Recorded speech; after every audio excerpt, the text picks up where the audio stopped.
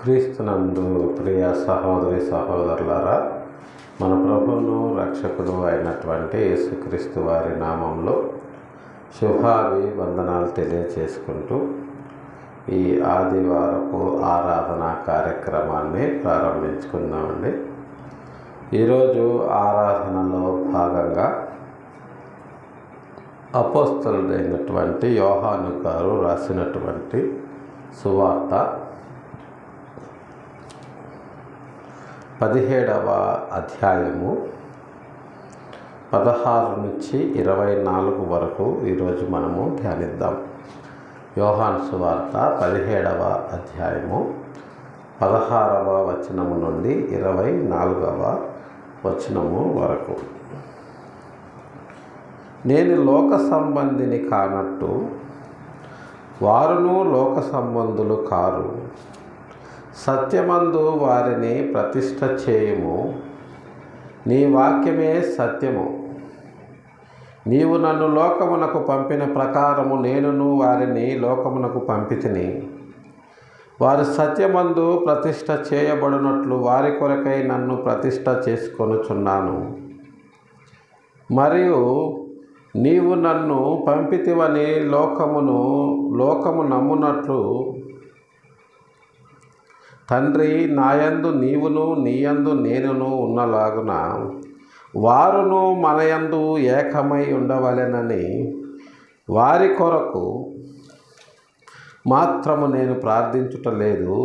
వారి వాక్యము వలన నాయందు విశ్వాసముంచు వారందరూ ఏకమై ఉండవలెనని వారి కొరకు ప్రార్థించుచున్నాను. మనము ఏకమై ఉండలాగున వారును ఏకమై ఉండవలెనని నీవు నాకు అనుగ్రహించిన మహిమను నేను వారికి ఇచ్చితిని. వారి యందు నేనును నాయందు నీవును ఉండుట వలన వారు సంపూర్ణులుగా చేయబడి ఏకముగా ఉన్నందున నీవు నన్ను పంపితివనియు నీవు నన్ను ప్రేమించినట్లే వారిని కూడా ప్రేమించితివనియు లోకము తెలుసుకొనున్నట్టు నాకు అనుగ్రహించిన మహిమను వారికిచ్చితిని. తండ్రి, నేనెక్కడ ఉందునో అక్కడ నీవు నాకు అనుగ్రహించిన వారును నాతో కూడా ఉండవలెననియు నీవు నాకు అనుగ్రహించిన నా మహిమను వారు చూడవలెనని కోరుచున్నాను. జగత్తు పునాది వేయబడక మునిపే నీవు నన్ను ప్రేమించితివి. చిన్న ప్రార్థన చేసుకుందామండి. ప్రేమ కలిగిన మా తండ్రి, పరిశుద్ధమైన మా ప్రభువా,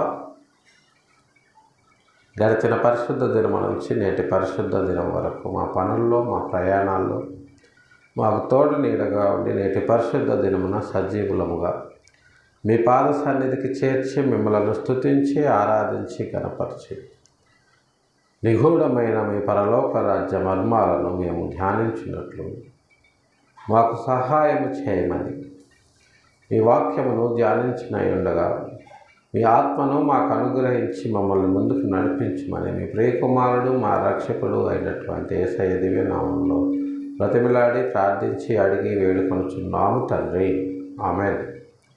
క్రీస్తునందు ప్రియ సహోదరి సహోదరులారా, గత కొన్ని దినాలుగా యేసుక్రీస్తు వారి యొక్క ధ్వజస్తంభము అని సోషల్ మీడియాలో, ఇంటర్నెట్లో, ఇన్స్టాలో, తర్వాత ఎఫ్బీలో మనము అనేకమైనటువంటి, అలాగే యూట్యూబ్ రీల్స్లో కూడా అనేకమైనటువంటి వీడియోలు చూస్తూ ఉన్నాము. యేసుక్రీస్తు వారికి కూడా ఒక ధ్వజస్తంభాన్ని కట్టి, తర్వాత ఈ క్రైస్తవేతరుల యొక్క గుడి నమూనాలు ఎలా ఉంటాయో అలాగుననే గాలి గోపురము నమూనాలో ఒక గోపురాన్ని కట్టి అనేక రకాలైనటువంటి విభిన్నమైనటువంటి ఆరాధనలు, బతుకమ్మ క్రీస్తని ఇలాంటివి క్రైస్తవులు చేయడం వలన క్రైస్తవ్యం అనేది ఒక కాపీ పేస్ట్ మతం అని చెప్పి క్రీస్తుని వ్యతిరేకించే వాళ్ళు అనేకులు ఇలాంటివి సాక్ష్యాలుగా చూపించి క్రైస్తవ్యాన్ని, క్రీస్తును అవహేళన చేయటము మనము సోషల్ మీడియాలో అనేకమైనటువంటి వీడియోల్లో చూస్తూ ఉన్నాము. అసలు ధ్వజం అంటే ఏమిటి? ధ్వజస్తంభం అంటే ఏమిటి?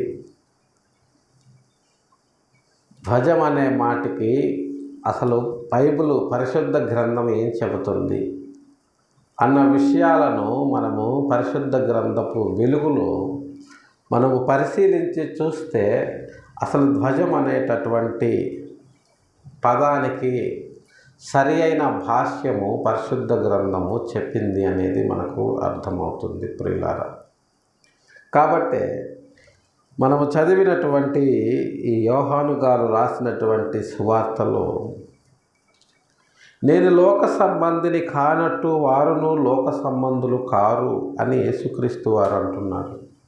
మనల్ని ఉద్దేశించి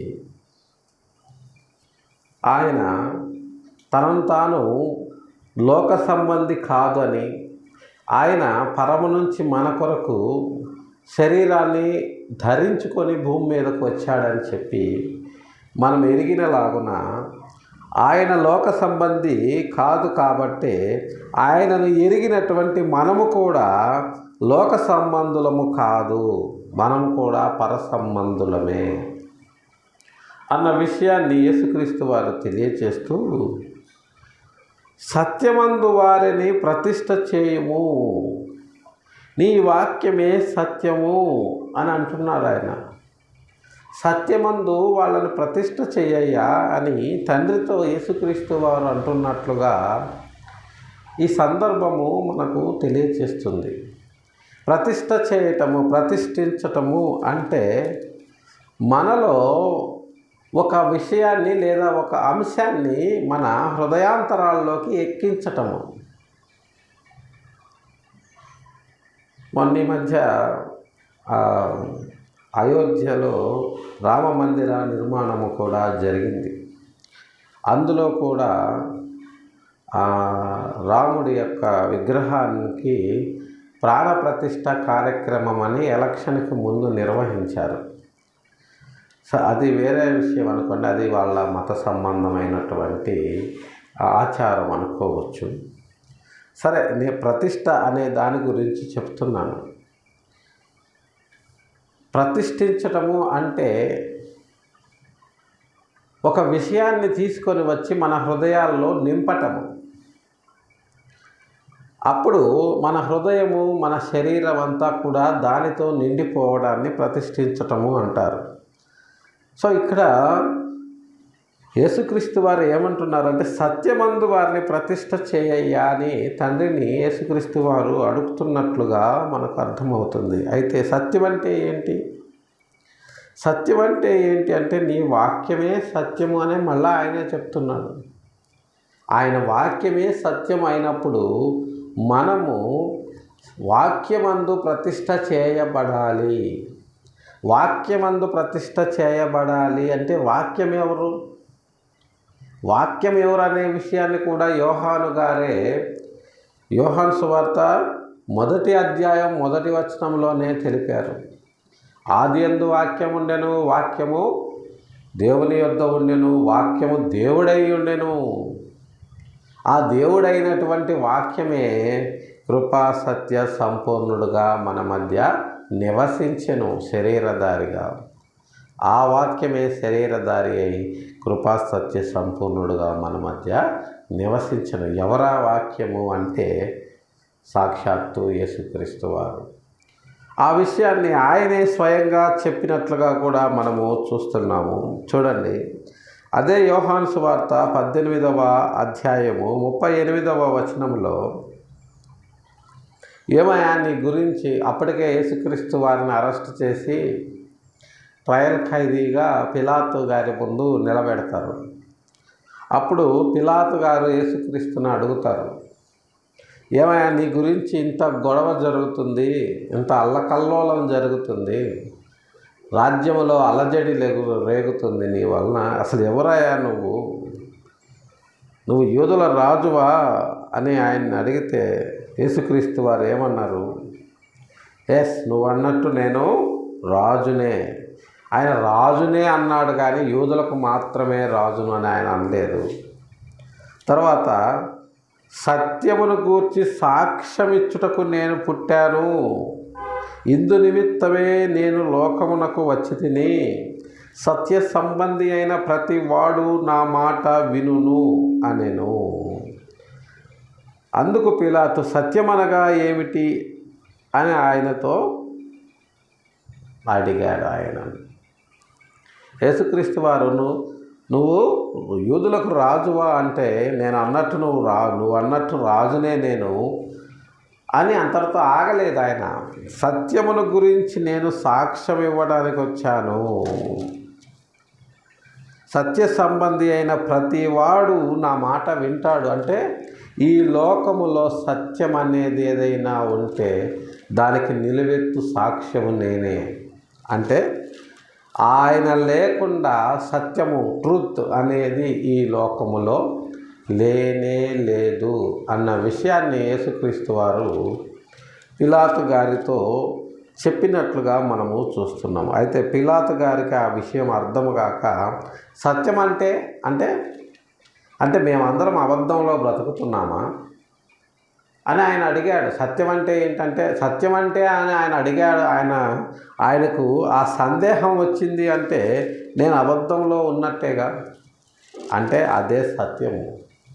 యేసుక్రీస్తు లేని ప్రపంచము అబద్ధ ప్రపంచము. ఆయన లేకపోతే ఉన్నదంతా అబద్ధము, అబద్ధానికి జనకుడు అయినటువంటి అపవాది ప్రపంచము. కాబట్టి ఈ అబద్ధపు అపవాది ప్రపంచములో నుంచి బయటకు వచ్చిన వాడు సత్య సంబంధి. ఆ సత్య సంబంధి అయిన ప్రతివాడు ఆయన మాట వింటాడు. నీవు నన్ను లోకమునకు పంపిన ప్రకారము నేనును వారిని లోకమునకు పంపితిని. నువ్వు ఎలాగైతే పరలోకము నుంచి ఈ లోకానికి నన్ను పంపించావో అలాగే నేను సత్యములో వారందరినీ ప్రతిష్ఠ చేసి, అంటే ఆయన శిష్యులందరినీ కూడా ఆయన సత్యములో ప్రతిష్ఠ చేసి, అంటే ఆయన వాక్యముతో వారిని నింపి ఆయన వారిని కూడా లోకములోకి పంపి ఉన్నాడు. వారును సత్యమందు ప్రతిష్ఠ చేయబడినట్లు వారి కొరకై నన్ను ప్రతిష్ఠ చేసుకొనుచున్నాను. వారిని నేను సత్యంలో ప్రతిష్ఠించాలి అంటే ఫస్ట్ నేను సత్యంలో ప్రతిష్ఠ చేయబడాలి. ఆ విధంగా నన్ను ప్రతిష్ఠించి మీరు పంపించారు కాబట్టి అదే సత్యాన్ని నేను వారికి ప్రకటించి వారిని సత్యములో ప్రతిష్ఠించాను. ఇక్కడ ప్రతిష్ఠ ప్రతిష్ఠ ప్రతిష్ఠ అనే పదము తరచూ మనము చూస్తున్నాం. ధ్వజస్తంభాన్ని కూడా ప్రతిష్ఠిస్తుంటారు, అంటే నిలబెట్టడం. ప్రతిష్ఠించటము అంటే నిలబెట్టడం. ధ్వజస్తంభము అంటే చాలా ఎత్తైనది అని, ఒక రేంజ్లో ఉండేది అని దాని అర్థం. అంటే దాదాపుగా మ్యాక్సిమం ఒక 50 అడుగులు పొడవు ఉంటుంది అనుకుంటున్నాను. ధ్వజస్తంభం అని ఒక రాతి ఒక చెక్కను 50 అడుగుల పొడవైనటువంటి ఒక చెక్కను తయారు చేసి దానికి ముందు ఒక జెండా ఆకారములాగా దాన్ని వుడ్ కార్వింగ్ చేసి దానికి కాపర్ ప్లేట్ అనేది కోటింగ్ చేసి దాన్ని నిలబెట్టడం మనము చూస్తున్నాం. అది గుడికి ముందుగా దాన్ని నిలబెట్టడము చాలా చోట్ల మనము చూడటము జరుగుతుంది. ఈనాడు దేవుడు అనుకున్నటువంటి దేవాలయం ఏంటంటే మానవ శరీరము. మరి ఈ శరీరానికి ముందు కూడా ఒక ధ్వజస్తంభము కావాలి. ఆ ధ్వజస్తంభము సత్యముతో నింపబడి ఉండాలి. ఆ ధ్వజస్తంభము ఏమిటి అనేది పరిశుద్ధ గ్రంథము మనకు తెలియచేస్తుంది. ఆ ధ్వజస్తంభము సత్యముతో ప్రతిష్ఠ చేయబడాలి. సత్యముతో ప్రతిష్ఠ చేయబడాలి అంటే ముందు ఆ సత్యమనే ధ్వజస్తంభము మనకు అవసరమై ఉన్నది ప్రియులారా. ఆ ధ్వజస్తంభము ఏమిటి అనేది మనము చూసినట్లయితే ఆ ధ్వజస్తంభానికి ప్రతీకగా పరిశుద్ధ గ్రంథం ఎవరిని మనకు చూపిస్తుంది అని చూచినట్లయితే చూడండి, యేసుక్రీస్తు వారి కంటే 1000 సంవత్సరాల ముందు దావీదు మహారాజు గారు వ్రాసినటువంటి కీర్తనల గ్రంథము 60వ అధ్యాయము 4వ వచనాన్ని మనము గమనించినట్లయితే, సత్యము నిమిత్తము ఎత్తిపట్టుటకై నీయందు భయభక్తులు గలవారి కొరకు నీ ఒక ధ్వజమును ఇచ్చియున్నావు. సత్యము నిమిత్తము ఎత్తి పట్టుకొనుటకై నీయందు భయభక్తులు గలవారి కొరకు నువ్వు ఒక ధ్వజాన్ని ఇచ్చావయ్యా. ధ్వజము అంటే ఒక ఎత్తైన ఆకారము, ఒక పర్వతమంత ఎత్తైన ఆకారము. ఇక్కడ మనం గుళ్ళు ముందు పెట్టే ధ్వజస్తంభాలు ఒక 50 అడుగులు మాత్రమే ఉంటాయి. కానీ పరిశుద్ధ గ్రంథము తెలిపేటటువంటి ధ్వజము అది మనము ఊహించనంత ఎత్తు ఉంటుంది. పర్వతాలను మించినటువంటి ఒక మహాపర్వతం లాంటి ఎత్తు ఉంటుంది. అది అంత ఎత్తు ఉన్నది సత్యముతో నింపబడి ఉంటుంది. సత్యముతో నింపబడినటువంటి ఆ ధ్వజము ఆయన యందు భయభక్తులు గలవారికే ఆయన ఇచ్చి ఉన్నాడు అని దావీదు గారు మనకు తెలియచేస్తున్నారు ప్రియులారా. మరి ఏంటి ఆ సత్యముతో నింపబడినటువంటి ఆ ధ్వజము ఏమిటి? సత్యము నిమిత్తము ఎత్తి పట్టుకోవాలి. సత్యం అనేది పైన ఉంటేనే అందరికీ అందుబాటులో కనుచూపుకి మేరలో ఉంటుంది. ఎవరైనా సరే దీపాన్ని వెలిగించి గంప కిందనో గూట్లోనో పెట్టరు. గది అంతటికీ వెలిగించేలా దాన్ని పైన పెడతారు. మనం ఇళ్లల్లో లైట్లు వెలిగించుకుంటూ ఉంటాము. బల్బులు, ట్యూబ్ లైట్లు, ఇప్పుడు అన్నీ ఎల్ఈడి బల్బులు వచ్చేసాయి, ఎల్ఈడి ట్యూబ్ లైట్లు వచ్చేసాయి. ఏ గదిలో అయినా సరే లైట్ మనం ఎక్కడ పెడతాము అంటే సీలింగ్కి కింద పెడతాము. అంటే గోడలో ఎత్తైన ప్రదేశంలో లైట్ని మనం అమరుస్తాము. ఎందుకంటే ఎత్తైన ప్రదేశము నుంచి వెలుతురు ప్రసరిస్తే గదంతా కూడా వెలుగుమయం అవుతుంది అని. అప్పుడు సత్యం అనేది కూడా మనుషుల కంటే కొన్ని 100 రెట్లు పైన ఉంటేనే ఆ సత్యం అనేది మనుషులకు స్పష్టంగా కనపడుతుంది. ఆ సత్యములో మనిషి ప్రతిష్ఠించబడిన నాడు మనిషి కూడా అంత ఎత్తుకు ఎదుగుతాడు అని పరిశుద్ధ గ్రంథము మనకు తెలియచేస్తుంది ప్రియులారా. మరి ఏంటి ఆ ధ్వజము అంటే దానికి కూడా సమాధానము పరిశుద్ధ గ్రంథము తెలియచేస్తుంది. ఏంటి ఆ ధ్వజము? సత్యము నిమిత్తము ఎత్తి పట్టుకునే ధ్వజము ఏంటని చెప్తుంది పరిశుద్ధ గ్రంథము అంటే చూడండి, యెషయా గ్రంథము 11వ అధ్యాయము 10వ వచనాన్ని మనము గమనించినట్లయితే, ఆ దినమున ప్రజలకు ధ్వజముగా నిలుచుచుండు యెషయి వేరు చిగురు నొద్ద జనులు విచారణ చేయును. ఆయన విశ్రమ స్థలము ప్రభావము గలదగును. యెషయి వేరు చిగురు నొద్ద. యెషయి వేరు చిగురు. యెషయి అంటే ఎవరు? దావీదు గారికి తండ్రి. ఆ దావీదు గారి నుంచి వచ్చినటువంటి సంతానములో నుంచి యేసుక్రీస్తు వారు శరీరధారిగా భూమి మీదకు వచ్చాడు అని పరిశుద్ధ గ్రంథము తెలియచేస్తుంది. ఎందుకంటే దావీదు గారికి దేవుడు మాట ఇచ్చాడు, భూమి ఉన్నంత వరకు నీ కుటుంబీకులలో ఒకనికి సింహాసనం ఉంటుంది అని. అందుకోసమనే దావీదు గారికి ఇచ్చిన మాటను దేవుడు నెరవేర్చటానికి యేసుక్రీస్తు వారిని దావీదు కుటుంబానికి సంబంధించిన వ్యక్తిగా భూమి మీదకు పంపించాడు. ఆ విషయాన్ని యెషయా గారు ప్రవచించారు. చూడండి, యెషయి మొద్దు నుండి చిగురు పుట్టును, వాని వేరుల నుండి అంకురము ఎదిగి ఫలించును. యెహోవా ఆత్మ జ్ఞాన వివేకములకు ఆధారమగు ఆత్మ, ఆలోచన బలములకు ఆధారమగు ఆత్మ, తెలివిని యెహోవా ఎడల భయభక్తులను పుట్టించు ఆత్మ అతని మీద నిలుచును. యెషయి మొద్దు నుండి చిగురు పుడుతుంది. ఏంటి ఆ చిగురు అంటే సాక్షాత్తు మన యేసుక్రీస్తు వారు. ఆ చిగురు ఏం చేస్తుంది అంటే జ్ఞాన వివేకములకు ఆధారమయ్యేటటువంటి ఆత్మ. అదే విషయాన్ని అపోస్తలుడైన పౌలు గారు ఇదే విషయాన్ని కొరింథీ పత్రికలో తెలియజేశారు. 2వ కొరింథీలో ధర్మశాస్త్రం అనేది దేవదూతల చేత నియమింపబడింది. అందుకనే ధర్మశాస్త్రము అసంపూర్ణముగా ఉన్నది. కంటికి కన్ను, పంటికి పన్నులాగా ఉన్నది ధర్మశాస్త్రము.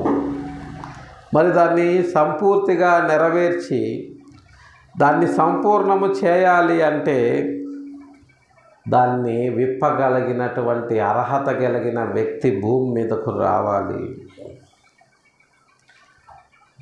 జ్ఞాన వివేకములను తెలియజేసే ఆత్మ, అనేక ఆత్మలను బ్రతికించేటటువంటి ఆత్మ సాక్షాత్తు యేసుక్రీస్తు వారి యొక్క ఆత్మ. అదే విషయాన్ని పౌలు గారు తెలియజేశారు. అక్షరము చంపేస్తుంది కానీ ఆత్మ బ్రతికిస్తుంది అని.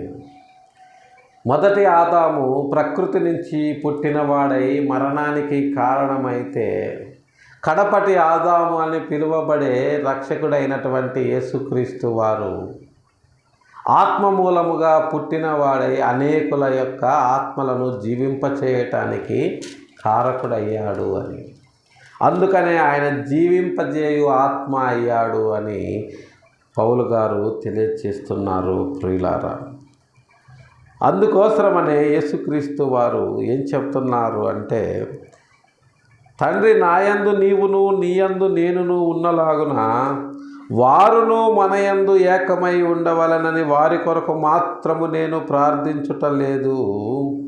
వారి వాక్యము వలన నాయందు విశ్వాసముంచు వారందరూ ఏకమై ఉండవలనని వారి కొరకు ప్రార్థిస్తున్నాను.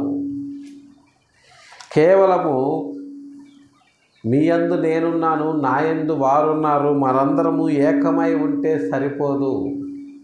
మనందరము ఏకమై ఉండడానికి ఒక సాధనం ఉంది. ఏంటా సాధనము అంటే వాక్యం అనేటటువంటి సాధనము.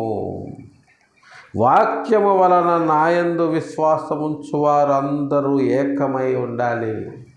ఈనాడు ఈ వాక్యము వలననే సంఘము చెదరిపోతుంది. ఎందుకంటే వాక్యములోకి కూడా అబద్ధికుడు ప్రవేశించాడు. పరిశుద్ధ గ్రంథములోకి కూడా అబద్ధికుడు ప్రవేశించాడు. ఈనాడు బోధకులుగా, యూట్యూబర్స్ బోధకులుగా చెప్పుకుంటున్నటువంటి అనేక మంది తాము చెప్పే వాదన కరెక్ట్ అని, సత్యమని నిరూపించటానికి వాక్యాన్ని ఎన్ని రకాలుగా వక్రీకరిస్తున్నారు అనేది మనకు ప్రత్యేకంగా చెప్పనవసరం లేదు. నెఫీలీల గురించినటువంటి అనేకమైన వాదనలు, సంవాదనలు, వ్యతిరేక వాదనలు గత 4 రోజుల నుంచి యూట్యూబ్ను షేక్ చేస్తున్నాయి. కొంతమంది ఏమో దేవుని దూతలు మనుష్యులతోటి వ్యభిచారము చేయుట వలన వాళ్ళు పుట్టారని వాదిస్తుంటే, మరికొంతమంది దూతలు మనుషులతో వ్యభిచారము చేసే అవకాశం లేదు, వారు మనుషులే, దేవుని కుమారులు అంటే దేవుణ్ణి నమ్మిన వారు, నరుల కుమార్తెలు అంటే దేవుణ్ణి నమ్మని వారని వాదిస్తున్న సందర్భాలను మనం చూస్తున్నాము. అలాగనే అయితే ఇది ఏ రకంగా కూడా రక్షణార్థమైనటువంటి విషయము కాదు అని మాట్లాడుతూనే, ఇది చర్చించవలసిన అంశం కాదు అని మాట్లాడుతూనే దాని గురించే అనేక రకాలైనటువంటి వీడియోలను యూట్యూబ్లో పోస్ట్ చేయటం మనము చూస్తూ ఉన్నాము. కాబట్టి వాక్యమందు ఏకమై ఉండాలి అనే విషయాన్ని యేసుక్రీస్తు వారు మనకు ప్రకటిస్తున్నారు. వాక్యమందు ఏకమై ఉండాలి అంటే వ్రాయబడినటువంటి వాక్యమే సత్యము అని బేషరతుగా మనము ఒప్పుకోవాలి. అంతేగాని అందులో నుంచి మన సొంత నీతిని బయటకు తీసి మనమనుకున్న దానికి అనుకూలంగా వాక్యమును మార్చివేసి లేదా వక్రీకరించి ప్రకటించటము దైవ దూషణ అవుతుంది. ప్రియులారా, దేవుడిచ్చినటువంటి స్వాతంత్రాన్ని దుర్వినియోగం చేయడం అవుతుంది. ఈ స్వాతంత్రము వేరే ఏ మతస్థులకు లేదు. అనేక మంది ఇతర మతాల్లో ఉన్నవారు వారి యొక్క మత గ్రంథాల్లో నుంచి ఒక్క అక్షరము కానీ పొల్లు కానీ తప్పుగా మాట్లాడితే వాళ్ళకి ఏం జరుగుతుంది అనేది ప్రత్యేకంగా చెప్పనవసరం లేదు. కానీ అలాగని అందరూ కూడా ఇతర మతాల్లో వారి గ్రంథాల గురించి బహిరంగంగా మాట్లాడడం అనేది జరగదు. ఎందుకంటే అందరూ ఆ గ్రంథాలను చదివేటటువంటి అవకాశము వారికి ఆ మతాధికారులు ఇయ్యరు. అయితే ఎవరైనా ఎప్పుడైనా ఎక్కడైనా స్వేచ్ఛగా స్వతంత్రంగా చదవగలిగేటటువంటి గ్రంథం ఏదైనా ఉంది అంటే అది పరిశుద్ధ గ్రంథము. అది యేసుక్రీస్తు ఈ లోకానికి ఇచ్చినటువంటి స్వాతంత్రం. యేసుక్రీస్తు వారు ఈ లోకానికి ఇచ్చినటువంటి స్వాతంత్రాన్ని అనేక మంది దుర్వినియోగము చేయడము మనము చూస్తూ ఉన్నాం. ప్రియులారా, యేసుక్రీస్తు వారు ఇచ్చినటువంటి స్వాతంత్రాన్ని అనేక రకాలుగా దుర్వినియోగం చేస్తూ దేవుని యొక్క స్వాతంత్రమును అన్యులకు అపహాస్యముగా చేయడము మనము చూస్తూ ఉన్నాము. అదేవిధంగా ఈనాడు దేవుని యొక్క వాక్యమును తమకు అనుకూలంగా మలుచుకుంటూ అనేక రకాలైనటువంటి భిన్నాభిప్రాయాలను లోకంలో ప్రకటిస్తున్నటువంటి అనేక రకాలైనటువంటి బోధకులను ఈనాడు యూట్యూబ్ నిండా మనము చూస్తున్నాము. కానీ పరిశుద్ధ గ్రంథం ఏం తెలియజేస్తుంది అంటే మీరు వాక్యమందు ఏకమై ఉండాలి. వాక్యమందు ఏకమై ఉండాలి అంటే మీరు చెప్పేది కాదు, నేను చెప్పేది కాదు, పరిశుద్ధ గ్రంథంలో ఉన్నదే సత్యము అని బేషరతుగా మనము నమ్మాలి అన్న విషయాన్ని పరిశుద్ధ గ్రంథము మనకు తెలియచేస్తుంది. అలాగుననే వారి వాక్యము వలన నాయందు విశ్వాసం ఉంచు వారందరూ ఏకమై ఉండవాలని వారి కొరకు నేను ప్రార్థిస్తున్నాను. మనము ఏకమై ఉన్నలాగున వారును ఏకమై ఉండవలెననియు నీవు నాకు అనుగ్రహించిన మహిమను నేను వారికి ఇచ్చి తిని. ఎందుకు ఇచ్చారు? యేసుక్రీస్తు వారు ఆయనకు అనుగ్రహించిన మహిమను మనకెందుకు ఇచ్చారు ఆయన అంటే, వారి యందు నేనును నాయందు నీవును ఉండుట వలన వారు సంపూర్ణులుగా చేయబడి ఏకముగా ఉన్నందున నీవు నన్ను పంపితివనియు నీవు నన్ను ప్రేమించినట్లే వారిని కూడా ప్రేమించితివనియు లోకము తెలుసుకొనున్నట్టు నాకు అనుగ్రహించిన మహిమను వారికిచ్చితిని. మనమందరము కూడా సత్యమందు ప్రతిష్ఠించబడి మన కొరకు అనుగ్రహించబడినటువంటి ధ్వజమును మనము ధరించుకొని మన హృదయాలలో ఆయన యందు మనం ఎప్పుడైతే ఏకమై ఉంటామో వాక్యము చేత, అప్పుడు మనము సంపూర్ణులుగా చేయబడి ఏకముగా ఉంటాము. సంపూర్ణత అనేది ఎట్లా వస్తుంది అంటే, కొలస్సీ పత్రికలో పౌలు గారు చెప్పిన విధంగా దైవత్వం యొక్క సర్వపరిపూర్ణత క్రీస్తు యందు నిక్షిప్తమై ఉన్నది. క్రీస్తును ధరించుకున్నవాడు పరిపూర్ణమైనటువంటి మానవుడిగా, పరిపూర్ణమైనటువంటి దేవునిగా మారతాడు. అలా మారిన నాడే సర్వశక్తిమంతుడైనటువంటి దేవుని ఎదుట నిలబడగలడు. అలా నిలబెట్టేటటువంటి బృహత్తర కార్యక్రమాన్ని యేసుక్రీస్తు వారు తన భుజస్కంధాలపై వేసుకొని భూమి మీదకు వచ్చారు అని గతంలో మనము మాట్లాడుకున్నాం ప్రియులారా. కాబట్టి యేసుక్రీస్తు వారు మనల్ని ఏం చేస్తున్నారంటే సంపూర్ణులుగా చేశారు. సంపూర్ణులుగా చేయటమే కాకుండా ఏకముగా తండ్రితో కుమారునితో మనము ఏకముగా ఉండునట్లు నీవు నన్ను పంపితివి. గతంలో మనం మాట్లాడుకున్నాము దేవుడు ఒక్కడే అని. అలాగుననే మనుషులకు దేవునికి మధ్యవర్తి కూడా ఒక్కడే, ఆయన క్రీస్తు యేసును నరుడు అని. దేవుడు ఒక్కడే. అలాగే లోకంలో ఎంతమంది మనుషులున్నా సరే వారందరికీ కూడా మధ్యవర్తి ఒక్కడే, ఆయన క్రీస్తు యేసును నరుడు. మనం ఎప్పుడైతే ఆయనలో ఏకమవుతామో, ఆయనలో ఏకమైనటువంటి మనము ఆయన ద్వారా తండ్రిలో కూడా ఐక్యమవుతాము. అల్టిమేట్గా మిగిలేది ఎవరు అంటే సృష్టికర్త అయిన దేవుడు ఒక్కడే. అదే విషయాన్ని సూర్యుడు మనకు తెలియజేస్తున్నాడు అని గతంలో మనము దాని గురించి మాట్లాడుకోవటం జరిగింది ప్రియులారా. అలాగుననే తండ్రి నేనెక్కడ ఉందునో అక్కడ నీవు నాకు అనుగ్రహించిన వారును నాతో కూడా ఉండవలెననియు, నీవు నాకు అనుగ్రహించిన నా మహిమను వారు చూడవలెననియు కోరుచున్నాను. జగత్తు పునాది వేయబడక మునిపే నీవు నన్ను ప్రేమించితివి. చూడండి, యేసుక్రీస్తు వారి ప్రేమ ఎంత గొప్పదో ఈ మాటలో మనకు యోహాను గారు సవివరంగా వివరించారు. ఏమంటున్నాడు యేసుక్రీస్తు వారు? తండ్రి నేనెక్కడ ఉందునో అక్కడ నీవు నాకు అనుగ్రహించిన వారును నాతో కూడా ఉండాలి. నేను ఎక్కడ ఉన్నాను? పరలోకంలో ఉన్నాను. నేను ఎక్కడి నుంచి వచ్చాను? పరలోకము నుంచి వచ్చాను. మరి పరలోకము నుండి వచ్చిన నేను భూమి మీద నా కార్యక్రమాన్ని ముగించుకొని ఒక మహిమాన్వితుడుగా, ఒక ధ్వజముగా, ఒక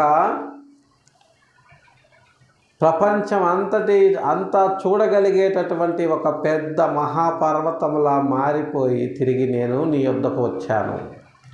మరి నీ యొద్ద అంత మహిమాన్వితుడుగా ఉన్నటువంటి నేను, నన్ను వెంబడించేవారు, నన్ను ధ్వజముగా ధరించుకున్నవారు, సత్యమందు లేదా నాయందు ప్రతిష్ఠ చేయబడినటువంటి అనేక మంది నా తమ్ముళ్ళు నేనున్న చోటలో వారు కూడా ఉండాలి అని నేను అనుకుంటున్నాను. నీవు నాకు అనుగ్రహించిన మహిమే వాళ్ళకు కూడా నా ద్వారా మీరు అనుగ్రహించండి. నేనున్న స్థలంలో వారు కూడా ఉండాలి, వారును నాతో కూడా ఉండవలెనని, నీవు నాకు అనుగ్రహించిన మహిమ వాళ్ళు కూడా చూడాలని నేను కోరుకొనుచున్నాను. అలాగని నీవు జగత్తు పునాది వేయబడక మునిపే నన్ను నీవు ప్రేమించి ఈ కార్యక్రమం చేయమని ఇచ్చావు. ఎంత స్పష్టంగా పరిశుద్ధ గ్రంథం ఉందో చూడండి. ఈ మాట ఎక్కడ రాయబడింది అనేది మనము చూస్తే అపోస్తలుడైన పౌలు గారు ఎఫెసీలకు రాసిన పత్రిక 1వ అధ్యాయము 4వ వచనములో ఎట్లనగా తన ప్రియునియందు తాను ఉచితముగా మనకు అనుగ్రహించిన తన కృపామహిమకు కీర్తి కలుగునట్లు తన చిత్త ప్రకారమైన దయా సంకల్పము చొప్పున యేసుక్రీస్తు ద్వారా తనకు కుమారులనుగా స్వీకరించుటకై మనలను ముందుగా తన కోసము నిర్ణయించుకొని మనము తన ఎదుట పరిశుద్ధులమును నిర్దోషులములై ఉండవలనని జగత్తు పునాది వేయబడక మునిపే ప్రేమ చేత ఆయన క్రీస్తులో మనలను ఏర్పరచుకొనేను. క్రీస్తులో మనలను ఆయన ఏర్పరచుకున్నాడు. మరి క్రీస్తులో మనల్ని తండ్రి ఏర్పరచుకుంటే తండ్రి దగ్గరికి మనం వెళ్ళాలంటే మనం ఎవరిని ఏర్పరచుకోవాలి? మనం క్రీస్తుని ఏర్పరచుకోవాలి. క్రీస్తు మనలో ఉంటేనే మనము తండ్రి వద్దకు చేరతాము. అలాగుననే తండ్రి ఏం చేశాడు అంటే మనల్ని క్రీస్తులో ఏర్పరచుకున్నాడు. అంటే క్రీస్తు ద్వారా రక్షణ పొంది ఆయన యొద్దకు మనము చేరాలని చెప్పి జగత్తు పునాది వేయబడక మునిపే తండ్రి నిర్ణయించేశాడు అని పౌలు గారు చెప్తున్నారు. అదే మాట యేసుక్రీస్తు వారు యోహాను సువార్తలో చెప్తున్నాడు. ప్రియులారా, జగత్తు పునాది వేయబడక మునిపే నువ్వు నన్ను ఎలాగైతే ప్రేమించావో అదే ప్రేమ నీ ప్రేమకు నోచుకోనటువంటి నా తమ్ముళ్లకు మీరు అనుగ్రహించాలి. ఎందుకంటే వారు నా యందు ఉండబోతున్నారు కాబట్టి. చూడండి, దేవుడిచ్చినటువంటి మహాభాగ్యాన్ని తృణీకరించి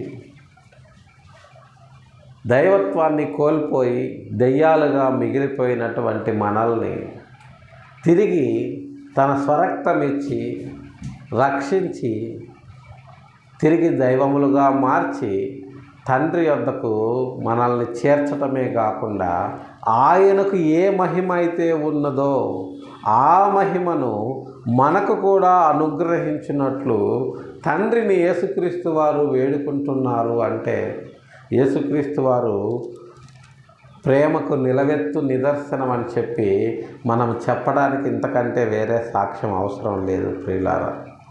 కాబట్టి ఈనాడు ధ్వజము లేదా ధ్వజస్తంభం అంటే ఏంటో తెలియనటువంటి అమాయక క్రైస్తవులు ఈనాడు అందరూ చేస్తున్నారని చెప్పి మనము కూడా చర్చి ముందు లేదా క్రీస్తును ఆరాధించే స్థలం ముందు ఒక ధ్వజస్తంభాన్ని నిలబెట్టడం అనేది నిజంగా హాస్యాస్పదము. ధ్వజము అంటే పర్వతము కంటే ఎత్తైనది. ఆ ధ్వజము ఈనాడు ఎవరికి అందనంత ఎత్తులో పరలోకము నుంచి మనల్ని ప్రశ్నిస్తూ ఉంది. మీ యందు నా వాక్యమును ప్రతిష్ఠించారా లేదా అని. మరి ఆ ప్రశ్నకు మనము సమాధానంగా అవునయ్యా, మిమ్మల్ని మీ వాక్యమును మేము మా యందు ప్రతిష్ఠించుకొని తండ్రి చేత మాకు అనుగ్రహించబడినటువంటి నిత్య జీవాన్ని మీ ద్వారా మేము పొందుకోవాలని, మీ వలన మేము సంపూర్ణులముగా అవ్వాలి అని చెప్పి మీ వాక్యాన్ని మా యందు మేము ప్రతిష్ఠించుకొని మీ యొక్క ధ్వజాన్ని మేము మా యొక్క హృదయాల్లో ఎల్లప్పుడూ కూడా నిలుపుకొని ఉన్నాము అని ఈ లోకములో ఉండే ప్రజలందరూ కూడా ఆయన కొరకు సాక్షులుగా మారాలని మన ప్రభువును రక్షకుడు అయినటువంటి యేసుక్రీస్తు వారి నామములో కోరుకుంటూ ఆ రకమైనటువంటి ధన్యతను దేవుడు లోకములో ఉన్న ప్రజలందరికీ ఇవ్వాలని చెప్పి మన ప్రభువును రక్షకుడు అయినటువంటి యేసుక్రీస్తు వారి నామములో ప్రేమపూర్వకంగా తెలియజేస్తూ ఈ కొద్ది మాటలు దేవుడు మన వినికిడిలో దీవించినట్లు ప్రార్థన చేసుకుందాం. ప్రేమ కలిగిన మా తండ్రి, పరిశుద్ధమైన మా ప్రభువా, గడిచిన పరిశుద్ధ దినము నుంచి నేటి పరిశుద్ధ దినం వరకు మా పనుల్లో మా ప్రయాణాల్లో మాకు తోడు నీడగా ఉండి నేటి పరిశుద్ధ దినమున మీ పాద సన్నిధికి చేర్చి నిగూఢమైన మీ పరలోక రాజ్య మర్మాలను మేము ధ్యానించడానికి మీరు మాకు అనుగ్రహించినటువంటి ఈ సమయాన్ని బట్టి మీ పాదాలకు వందనాలు చెల్లించుకుంటున్నాము. ఈ మధ్యాహ్న కాల సమయంలో నా ప్రభువా చిన్న మందగా చేరి మీ వాక్యమును ధ్యానించి ఇదిగో నా తండ్రి మీ యొక్క ధ్వజమును నా ప్రభువా మా హృదయాల్లో ప్రతిష్ఠింప చేసుకొని మీ వాక్యమునకు సాక్షులముగా ఈ లోకములో మేము ఉండునట్లు సత్యమందు మేము ప్రతిష్ఠించబడి ఆ సత్యమునే అనేకులకు నా ప్రభువా ప్రకటించు వారముగా ఈ లోకములో మేము జీవిస్తున్నటువంటి ఈ తరుణంలో లోకానికి వేరై లోక సంబంధులుగా కాక కేవలము మీ సంబంధులముగా మీ తమ్ముళ్ళముగా తండ్రి యొక్క దీవెన కొరకు నా తండ్రి మేము ఈ లోకములో నా ప్రభువా మీ ద్వారా నా తండ్రిని నా ప్రభువా విజ్ఞాపన చేసుకొనుచు అనేకుల యొక్క ఆత్మల కొరకైనటువంటి రక్షణార్థమైన ప్రభువా మీ వాక్యమును నా తండ్రి అనేకుల హృదయాల్లో ప్రతిష్ఠించున్నట్లుగా మేము చేస్తున్నటువంటి ఈ ప్రయత్నాన్ని మీరు సఫలపరిచి అభివృద్ధిపరిచి అనేకులకు చేర్చమని మీ పాద సన్నిధిలో వేడుకొనుచున్నాం. చేరి వచ్చిన బిడ్డలను మీరు రెక్కల చాటున భద్రపరచండి, కాపాడండి. వారి వారి అవసరతలు అక్కర్లు తీర్చి మీరు ఘనత మహిమ ప్రభావాలు పొందగలరని అలాగుండి నా ప్రభువా మధ్యాహ్న కాల సమయంలో నా తండ్రి దిక్కులేని వారి కొరకు దీన దరిద్రుల కొరకు విధవరాళ్ళ కొరకు మీ బాధ సన్నిధిలో విజ్ఞాపన చేస్తున్నాం. సహాయం చేయండి. మీ చిత్తమైతే నా ప్రభువా వారి యొక్క అవసరతలు లెక్కలు తీర్చి మీరు ఘనత మహిమ ప్రభావాలు పొందగలరని అలాగుండి నా తండ్రి వ్యాధి బాధలతో బాధపడుతూ స్వస్థత కొరకు మొరపెట్టుచున్న వారి విషయమై మీ పాద సన్నిధిలో విజ్ఞాపన చేస్తున్నాం. సహాయం చేయండి. మీ చిత్తమైతే మీ గాయపడ్డ హస్తముతో వారిని ముట్టి వారికి స్వస్థతను అనుగ్రహించగలరని అలాగుండి నా ప్రభువా సార్వత్రిక సంఘంలో జరుగుతున్నటువంటి అనేకమైన ఆరాధనల విషయమై మీ పాద సన్నిధిలో విజ్ఞాపన చేస్తున్నాం. సహాయం చేయండి. మీ వాక్యము విరివిగా విత్తబడి అనేకుల హృదయాల్లో కార్యము జరిగించినట్టు సహాయం చేయగలరని గడిచిన 24 గంటల్లో గడవబోయే 4 గంటల్లో తెలుసో తెలియకో మీకు ఆయాసకరమైన మార్గం ఏదైనా మా జీవితాల్లో ఉన్న ఎడల దయతో మమ్మల్ని క్షమించి మన్నించగలరని మీ చిత్తమైతే మరి ఒక పరిశుద్ధ దినాన్ని మాకు అనుగ్రహించి మమ్మల్ని ముందుకు నడిపించమని మీ ప్రియకుమారుడు మా రక్షకుడు అయినటువంటి యేసయ్య దివ్యనామంలో బ్రతిమిలాడి ప్రార్థించి అడిగి వేడుకొంచున్నాము తండ్రి. ఆమేన్.